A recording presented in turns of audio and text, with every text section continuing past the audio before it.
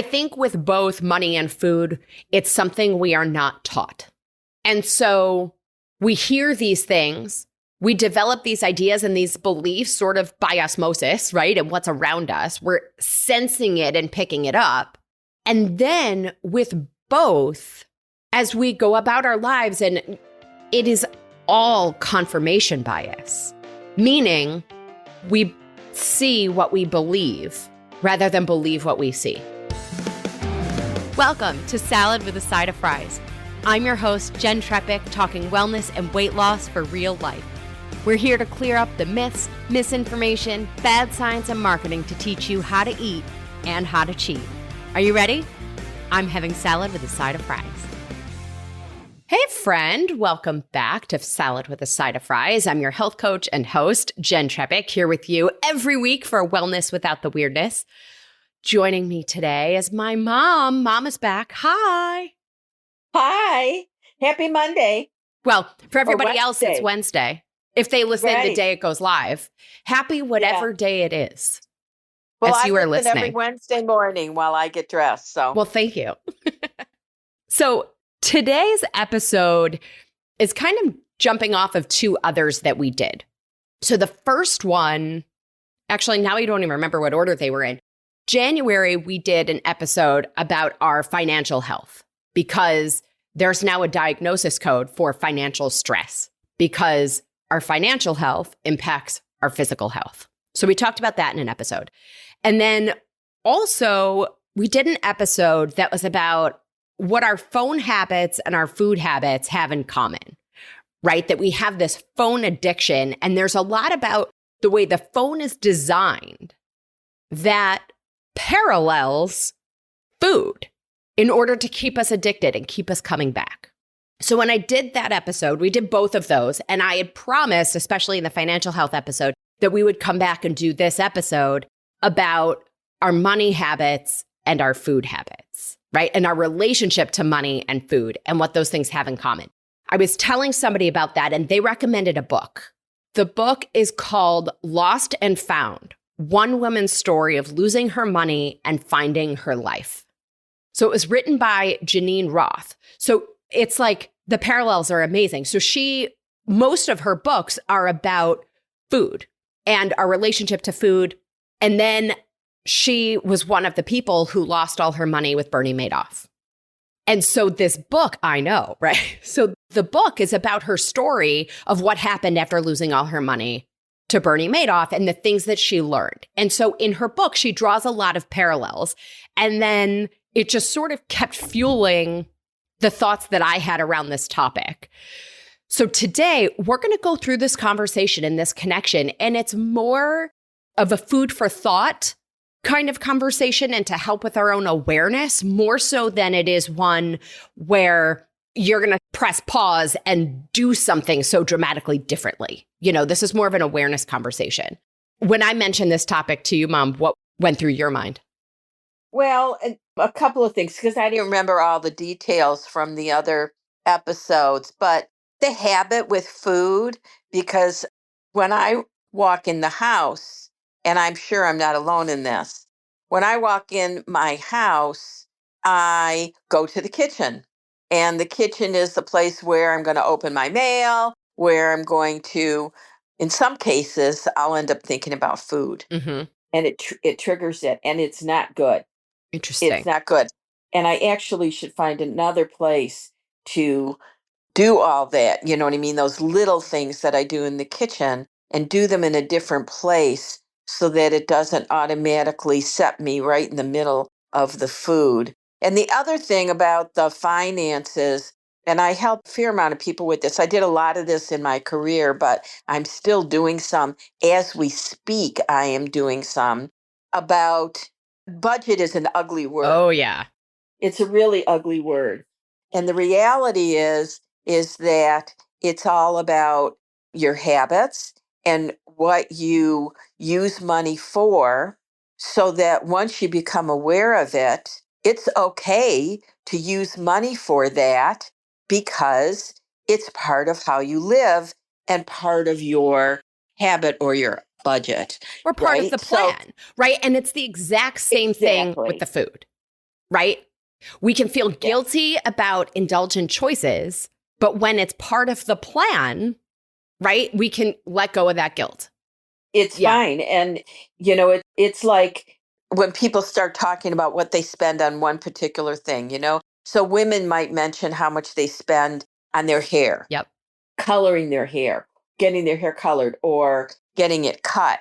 And when somebody says what they spend and other people say, "Oh my gosh, I couldn't spend that much." Well, you could if you put it in Right. You planned your for it. You adjusted for it. Yes. Yeah. So when you do it, all you're thinking about is the fact that you're doing what you planned for. Right. Right. So this is just the tip of the iceberg. We're going to keep going with this really quick, though. I want to tell our members what they're getting. So members, your recipe this week is for fish taco salad. There's so much flavor in this one. It's super easy to make. You could use cod or halibut or even tilapia. Whatever you can find in your store will work for this one. It's perfect for this time of year where, you have sort of the warm and the cold all in one thing. And if you remember Jess, who joined us for our financial health episode, she's allowing me to reshare the 30 minutes with her to review your financial picture because maybe today's conversation has you maybe ready to look a little deeper at some of the money things. So you'll have that info in your email. Yeah. So if you want this recipe and or support around your spending and your savings picture, be sure you're a member. Go to glow.fm/salad with a side of fries. For $10 a month, you get weekly recipes, a monthly article or tool, extra discounts from being in our partners, plus access to live Q&A sessions. It's a total deal when you take advantage of the full offerings because you save far more than that $10 cost. I say it every time. It is a no-brainer way to show yourself that your health is a priority. Plus, being a member supports this podcast and this community so we can continue to bring you new episodes and experts every week. So remember, all you have to do is head over to glow.fm/salad with a side of fries, or just click the link in the show notes because that's easier than remembering a whole thing. Once you're there, you click support now, enter your email and payment info, click subscribe, and you're all set. You'll get this week's recipe for the fish taco salad and another chance for 30-minute review of your savings and spending with Jess, who joined us for the financial health episode. So, you were talking about the budget and the plan, right? Like budget and diet are equal words to me. Like we can have this like visceral reaction to them. But I want to even take a step back and say that I think one of the most fundamental similarities is that they are things that we don't talk about. We are taught to not talk about money with people, right? We are taught for a lot of reasons. Right. It reminds me in the Ask Jenn Anything episode, we talked about dating while taking Ozempic and some of those pharmaceuticals. And it's like, well, when do you bring it up? And it's the same thing with dating. Like I was listening to another podcast this morning with somebody wrote a book called Talk Money to Me. And it's about how do you bring up money in a relationship? So there's all these pieces of like, we're taught not to talk about it. And yet you can't live your life without it, either one.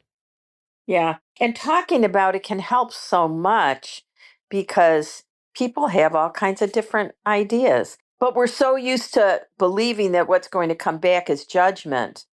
Right. That we tend to, shy away from it or gloss over it. Right.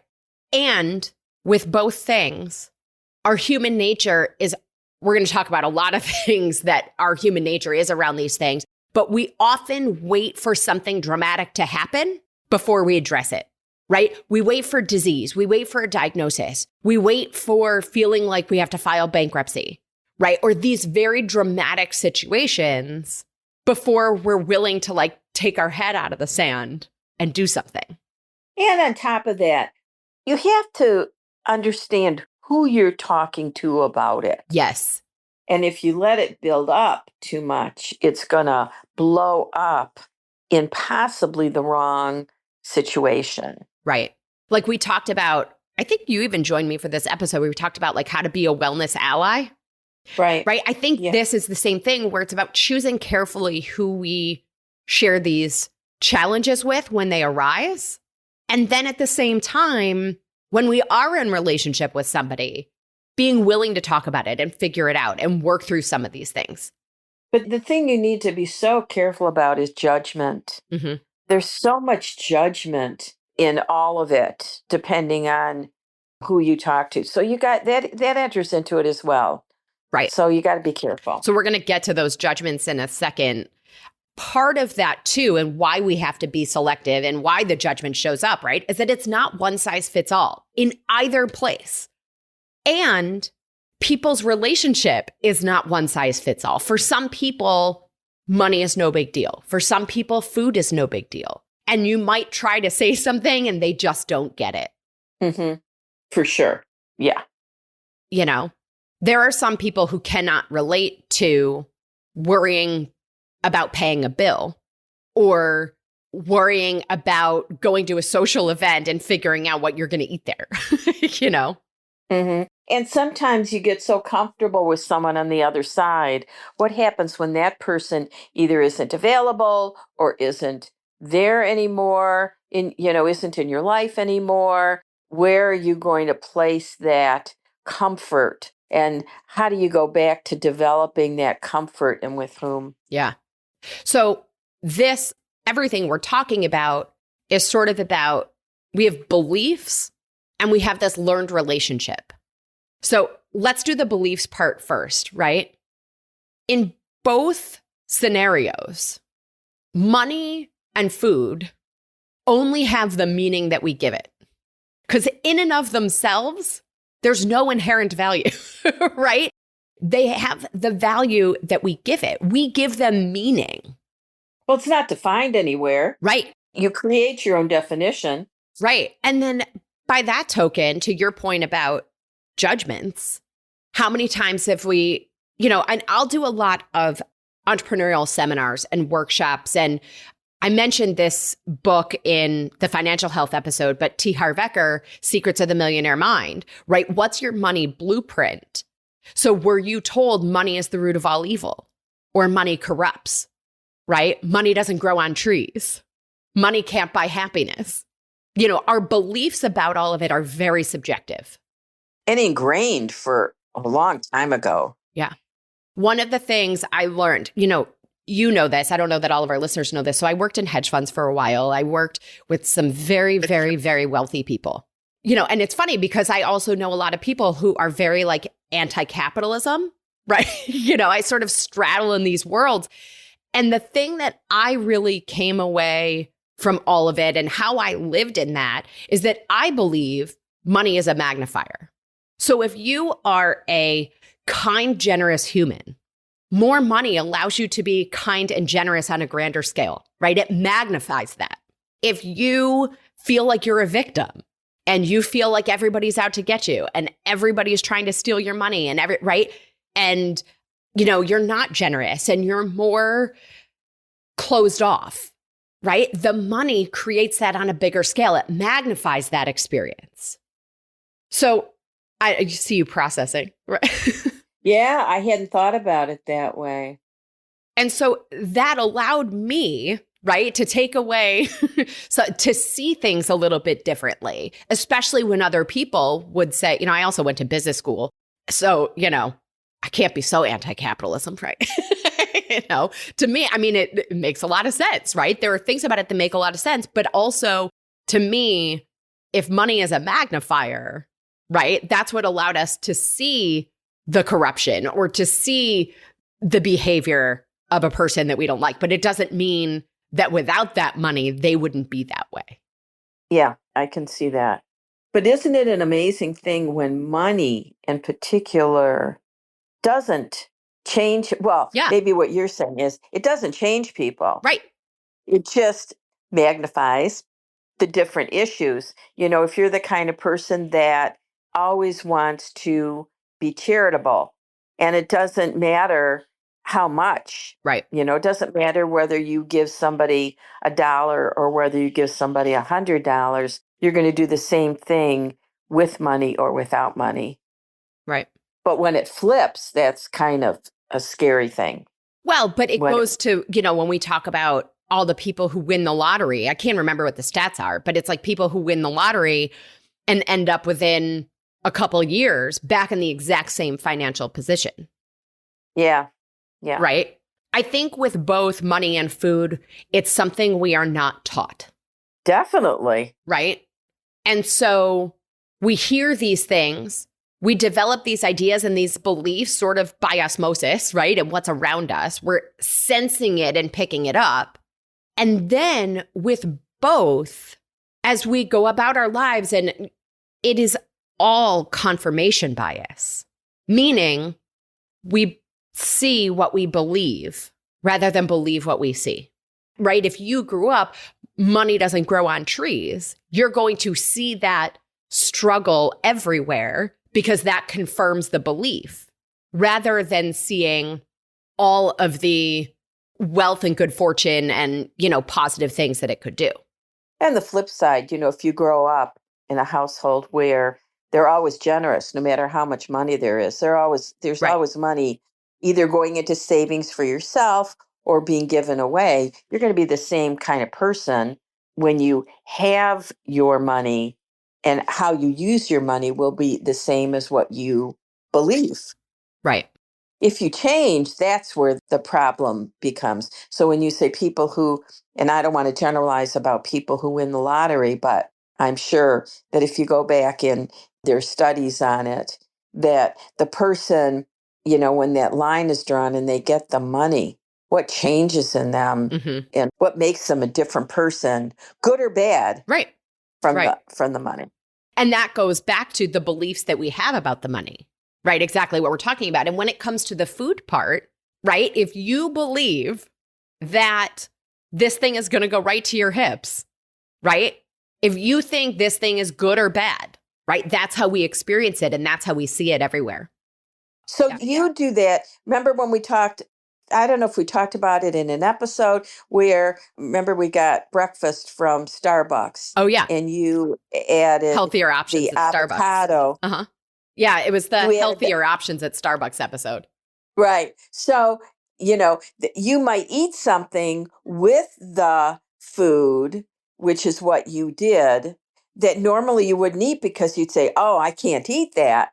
But when you put that, like, I think it was avocado spread, and when you put it together with something else, it becomes different and your body processes it differently. And so everything just flips around. Yeah. And it's not bad. Nothing is bad. Right. It just, do you make it work? Do you figure it out? Is that a choice that you want to make? Right? Does that fit into where you are? So speaking of that kind of a thing, choices we want to make, does that fit into where we are? With wealth and with health goals, it's always like a sliding goal line. Like we live in this fantasy land where there's an if then, right? So if I had money, then I would. If I was thin, then I would, right? Life will be easier when, I'll be happy when. And it's always the next thing and the next thing. And that doesn't have to be a challenging thing. It's just an awareness of how similar these things are in how we operate around them and the things that we believe about them, and the assumptions that we make about other people based on these things. Absolutely.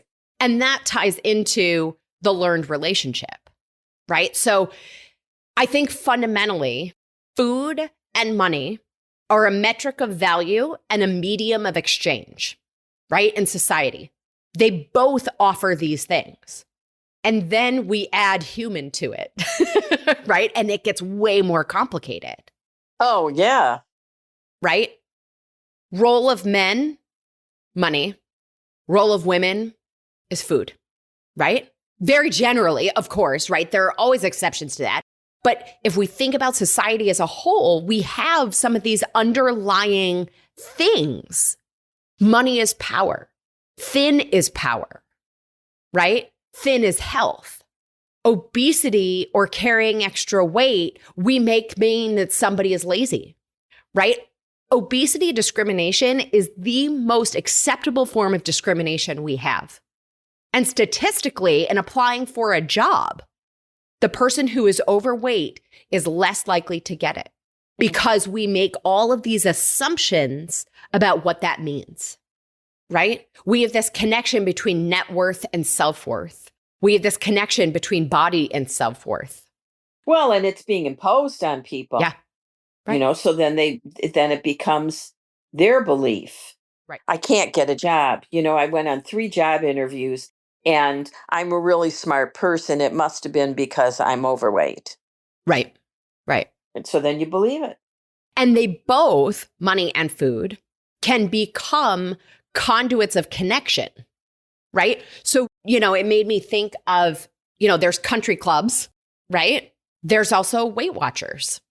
There's people that we meet doing certain activities, right? Which can then connect to money or food or both or neither, right? But it just allows us to sort of see some of these things, money as gifts, food as gifts, right? How we show affection, right? These are mediums of exchange. Definitely. Yeah, definitely. There are countless stories of people who say, they share stories of their childhood and say, oh, my dad would come home from a trip and bring me a present from where they went, right? And now we associate, right? We make these connections, right? We learn these relationships. I think they are also tools to change our state of mind. They are tools that we use to numb. They are tools that we use to distract. They are tools that we use to control, right? Ourselves and others. I'm stressed out. I'm going to go buy myself a present. I'm stressed out. I'm going to go eat a cookie, right? It doesn't mean that that's wrong in either scenario. It actually goes back to what you were saying at the beginning of like, as long as we plan for it and we're aware of it and we know it, then it all works. But the shame and guilt show up when we realize it after the fact, when we think about it later, and we can get all in our heads. But there's so many parallels between the role of money and the role of food in our lives that I think, we can often ignore one and hyper-focus on the other, vice versa, or stick our head in the sand about both. And there's so many factors that go into all these things that you're talking about that affect the thinking, whether it's childhood or whether it's friends or whether it's work. Right. They all affect those feelings. Right. And then they play out for us. And there's also a very innately human survival instinct that's in this, right? Fight or flight response, stress, it is survival, right? So it is survival that we crave certain things. It is survival instinct that when something happens and our instinct is to numb it or like, so for example, we have the budget, but then something happens and we give in to that urge to maybe, go on a shopping spree, right? The survival part of the brain commandeers, right? The back, the reptilian side of the brain, commandeers the front, the prefrontal cortex that says delayed gratification, right? So it's very biological, not just behavioral in both of these situations with money and with food. Where do you think the I deserve comes from? I deserve to eat, a couple Girl Scout cookies every day, right? I deserve to have more money, or I deserve to be able to spend more money in a certain area. I think it's complicated, right? Like on the one hand, I'm thinking it comes from a learned relationship that we have to earn the indulgent choice, that it's a reward versus just another food that we have on occasion. And then I think there's also, I used to call it the plums, right? The poor little old me, right? Poor little old me that I can't eat this thing. Poor little old me that I can't, afford that thing or whatever, right? So it's that feeling of poor little old me. I deserve those things. Yes. Or that they can do it. My friend can do it. Why can't I do it? And the That truth she can is, eat it. Why can't I eat it? Right. And the truth is, you can too with these other thoughts in place, with other parameters, or with, if that's then a priority, we can adjust for it. Especially happens in food, like when you go out with people, and, if I'm out with you and you order fries, right? I should be able to have some fries. Yeah. I'm not sure I order them. I don't always order fries with my salad, but I can count on you to do it. And then I can, it gives me permission. Well, I will also say, in fair, I order them assuming everybody else is going to eat them too. Most of the time, I have the fewest of anybody of the fries. This happened to me twice this last week where there were fries and I didn't even have any, but they're there and we can choose. So I want to dig more into the dynamics, right? And the relationship piece and sort of how we have these underlying beliefs and this underlying relationship. Now, let's look at more of how this plays out. Really quick, though, a pause to thank our partner for this episode. Big thanks to Lumiere de Vie Skincare for supporting Salad with a Side of Fries. Lumiere de Vie was founded by Amber Ridinger McLaughlin in response to her own experience of mere marginal results from countless costly creams. She realized the revitalization of her youthful skin could only occur if she developed products herself. Working closely with beauty scientists and exploring the most advanced ingredients derived from the earth and sea, Amber created Lumiere de Vie, the next generation of skincare. The extensive line of luxury skincare products is designed to address all skin types and concerns. With the highest quality natural ingredients and powerful formulas that help heal, soothe, moisturize, and protect, Lumiere de Vie acts as first aid for your skin. The result? Rejuvenated, luminous, beautiful-looking skin. So I normally try to tie the ads into our topic of the day. Today just felt like a stretch, so I'm just going to tell you all that I love my Lumiere de Vie skincare. It is the easiest place to have a little bit of a morning and evening routine. The skincare value kit is amazing. It gives you the cleanser, toner, and moisturizer for $125 for the women. The men's kit is $90. It is just a tremendous value for the ingredients in the products. And I also love the Intensive Hand and Body Cream, which is just $34.95. But because you're a Salad with a Side of Fries listener, you get 10% off and free shipping. So simply text the word SKIN, SKIN, to 844-947-4846. You'll receive a link and coupon code right to your phone. Again, simply text the word SKIN, SKIN, to 844-947-4846. Try Lumiere de Vie Skincare, 10% off plus free shipping. This is a toll-free number. Standard text and data rates may apply. Okay, so when it comes to this dynamic, both money and food can be a form of obsession. We look for control or we feel out of control. We tend to focus on what's missing, right? So with money, it's what I don't have or what I can't have or what I feel like I can't buy or other people are doing, right? And then there's also, and I see it all the time with clients in a food log, right? We're obsessed about the things on the tracking sheet that we didn't eat. Well, I didn't get this in and I didn't get that in, right? And we ignore all the positive. We hyper-focus on the negative and ignore the positive in both situations. It's so easy to overlook the roof over your head, the bed that you're sleeping in, right? It's so easy to overlook the one more vegetable you had in the day, the movement that you got in the day, because our tendency is to focus on this other thing. And the bad rather than the good. Right. And when we sort of have this mental obsession happening, right, we can be in a conversation with somebody and mentally we're somewhere else, right? We're thinking about the thing we're going to buy. We're thinking about the thing we didn't buy. We're thinking about what we're going to eat next or the food that's on the table that no one's touching, right? Like we can be in a conversation with somebody and mentally we're like somewhere else. For sure. Right? Yeah. And then we started to talk about this before that, we don't learn this growing up. We tend to learn by osmosis from what we see versus, something we're really taught. And then there is infinite different ways of approaching it, right? The conflicting guidance that's out there adds to the confusion. But we don't talk about it unless it's extreme one way or the other. Right. So you don't talk about food unless you have, as a child, maybe, you're not eating enough or you're not eating the right things or you're eating too much of something and then that's not good. Or money. We don't talk about money unless we need more money or unless we have money to do something with. But just living with money the way it is not talked about. Right. And then let's say, even if you're not even talking about it with other people, let's say you're kind of dealing with it with yourself and you're going, okay, I got to do something, right?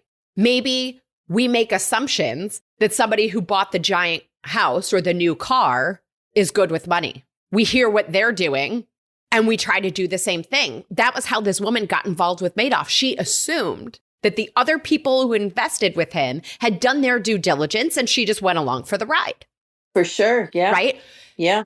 We make assumptions that the things we see on social media, whether it's the guidance about money, because now there's tons of money information on social media, right?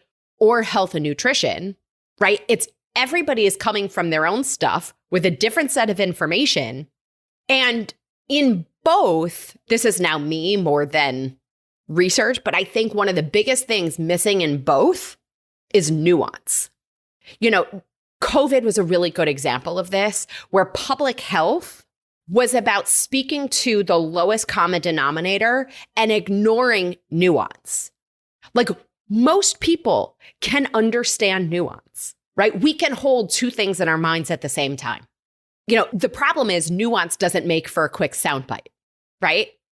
So on the financial side, risk tolerance and stage of life play into it. But we don't necessarily hear that when there's financial advice given, right? Mm-hmm. Or financial things talked about. Health and nutrition is not one size fits all, right? What are your health goals? What's your starting point? There's nuance in all of this. And that gets ignored in the conversation that's going out to the masses on both, full stop. Totally agree. Yeah. You know, nothing is the answer for everybody. And then we can blindly follow an expert, right? Because when something is overwhelming, we like to outsource our decision-making, right? We outsource the decision-making to a food plan. We outsource the decision-making to a financial advisor. We outsource the decision-making, you know, to a budget or diets, right? To me, budgets and diets are like the same thing, right? And then our reaction to that, you know, so it can then be a function of all the rules, trying to figure it out, not really understanding, you know, plucking information from different places, and then confusion, right? When things don't necessarily work out the way we thought they were going to. Mm-hmm. And stress. It's a lot. It is a lot. And we don't realize how much it affects everything. Right. And with both, there's a push and a pull between blaming other people and taking ownership or responsibility, right? It goes back to that I deserve, the plums, the poor little old me, right? Yes. Things are happening to me versus the choices that I'm making and creating the outcomes that I'm looking for. But the key to all of it is really getting into an environment or other people creating an environment like you do, where it's safe to talk about what doesn't work. Right. Where a planner helps you make good decisions without you making assumptions. Well, I can't do what they do. They must have a lot of money. You know, people who I go to, they must have a lot of money and they must do really well with money. Well, they don't all. You know, Right. They don't all have an abundance of money, or making the assumption that somebody else can eat anything in the world that they want to eat whenever they want to eat it, and taking that as permission for you so that you end up making some bad choices. Right. Choices that just don't serve us. Yeah. Right. We end up a lot in that black and white thinking, diets and budgets, restriction. And as we know, right, what tends to follow restriction? Binge. Yeah. Right. And we see it all the time where, especially in the financial health space, where somebody will be, you know, quote unquote, really good following their budget.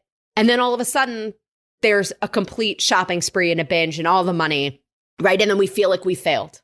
Right. And then we have this internal conflict of what I said versus what I did. Right.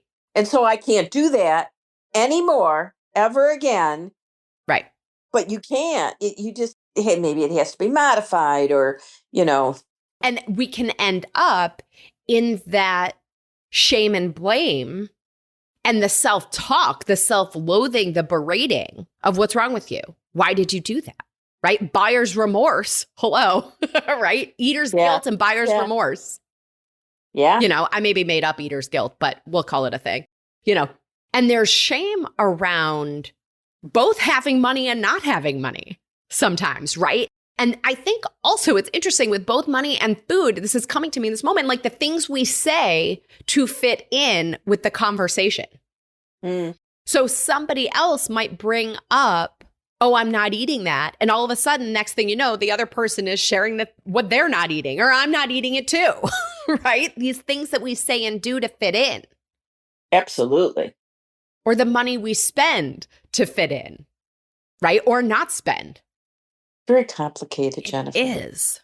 So we kind of talked about the binge behavior stuff already, so I'll skip that in my notes. So let's talk about change and progress, because the keys to progress are really fundamentally the same, right? In both scenarios, a major element is going back to those underlying beliefs. We have to deconstruct those underlying beliefs, because you could say every affirmation under the sun, but if our fundamental beliefs are incongruous with that, it's not going to sink in. It's only going to go so far, right? But we have to recognize, right? So fundamentally, if I can go back and say, money didn't make this person evil, right? So, well then, that inherent belief is logically fundamentally flawed. I can shift that, and now I can do some affirmations like I am a money magnet, and things can happen because there isn't that underlying belief sort of in that tug of war. The Madoff thing didn't happen just because of the money. There's a trick there. There's something underlying it that allowed him to do what he did. Right. There were a lot of things in place that allowed that to happen. Mm-hmm. And a lot of it has to do with outsourcing decision-making, assuming that somebody else did the due diligence, Mm-hmm. Get you into trouble. With both of these things, with food and with money, it is an internal game more than an external one. But we think that it's all about the external. Absolutely. That's totally true. And again, there can be sort of that tug of war. And for some people, it's easier to start with the external and then work to the internal. For others, it's the opposite. But in both scenarios, right? Internal to external to internal, and money or food, unless we address both pieces, the old habits will continue to repeat, right? We will fall back into old ways. We'll fall back into old relationships. We'll continue to repeat the same patterns unless we address both the internal and the external. But if we assume that it's only one, it's going to make things infinitely more difficult, right? Probably like a roller coaster, Yes. it's or a circle, right? It's not going to change. Right. Part of it is learning to disentangle the beliefs and the ideas from the money and the food, right? It's not about the cookie. It's about what we're using the cookie for. So if we can address what we're using the cookie for, all of a sudden, the whole situation with the cookie is like not a thing anymore. Yeah, I don't need the cookie. Right. Going back to what you were talking about before, too, about support, it is infinitely harder to do both of these things alone. And not just accountability, right? Not just somebody to say, oh, that wasn't in the budget, right? Because also, I don't believe that's what accountability actually looks like. But because these aren't things that we learn, because if we assume that we're supposed to know it, it makes it harder. If we don't have that support, the person to talk to, right? A major key to longevity is community. The more we isolate, the harder everything is. Oh, yeah. Yeah. And I think there's always the pull to remain unconscious and exactly where we are and put the blinders on and make it somebody else's fault. And so it takes a decision and a commitment and then putting elements in place, the education and the support, It's and work. recognizing the progress. Yeah, exactly. fundamentally with both things, it's a process. We think it's a switch, and it's not. It's a process. Doesn't work that way. Right. With both things, to begin the process, we have to break through the inertia, right? So I'm actually going to read this. I pulled this from the book where she talks about how this process isn't linear, right? She says the patterns will endlessly repeat themselves in our relationships with others, ourselves, money, food, until we question them. But to do that, we have to break through the inertia. We have to act. And so maybe the act is listening to this and sharing it with somebody else to then have a conversation. If you don't do something, if you don't, anything, Yep. nothing will change. Correct. You can talk about it all you want, but it won't change. Right. And I also want to point out, different from other challenging behaviors, which might be around alcohol or cigarettes or other things, right? You cannot go the rest of your life without food, and you cannot live in this world without money. So these are two relationships and dynamics and belief systems that it would serve us physically and mentally and financially, right? And personally to work on, to learn to make aligned choices. Mm-hmm. Shift the meaning that we give it that allows for progress and change. It's a lot to think about. I know. Right. A final thought to wrap this up? Well, you have to want to change to make a difference. You know, there's a lot of people who I've heard therapists talk about it. You know, I can't help this person. I can't change things. Well, maybe the person doesn't want to change. Right.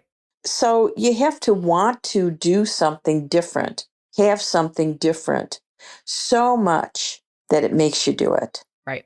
That the thought of being where you are, as the Maharishi used to say, the thought of being where you are is going to be worse than where you could be. And when that happens, you do something different. Are we comfortably uncomfortable?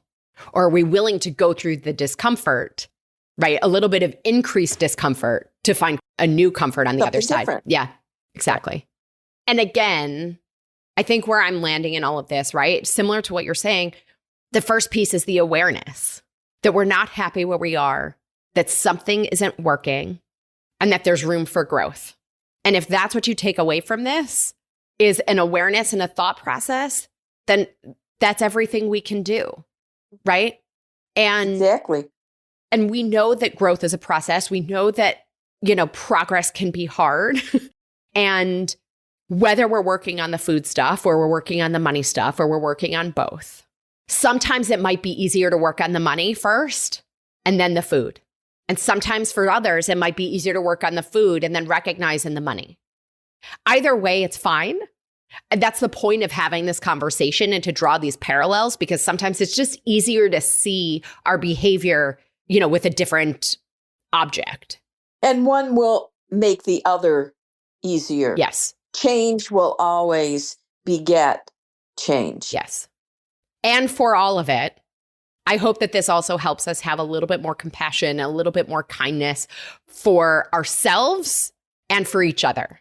So instead of making the assumptions about other people or berating ourselves with the things that we've made things mean, let's just pause. All right. Like you said, lots to think about, but I think this brings us to our nutrition nugget. All right. Okay. April is Stress Awareness Month. So in honor of that, on Friday, we're talking about stress in this week's nutrition nugget. But of course, we've discussed stress many times. So I wanted to make this a little different. So I made stress an acronym, right? Because I don't want to address anything if I can't do it justice. So how can I do stress justice in a bite-sized amount of time? I made stress an acronym. So on Friday, I'm going to fill you in on my stress acronym to offer everybody another tool for Stress Awareness Month. So be sure, click follow or the plus sign in the app where you're listening, and then your app will alert you when the Nutrition Nugget is live Friday morning at 3 a.m. Well, as always, everybody, I'm your host, Jenn Trepeck. Connect with me on Instagram or all social media. I am at Jenn Trepeck, JENNTREPECK. Website is asaladwithasideofries.com. Merch is also available at the website. I want to pick your platform. I just want to hear from you. So send your ideas, your takeaways, your questions. This is also the easiest way to learn more about working with me as your health coach. Mom, thank you again for being here. Oh, I always love it, Jennifer. Love you. And of course, everybody, if you are not already, join our membership. By the way, Mom, I love you too. Thank you.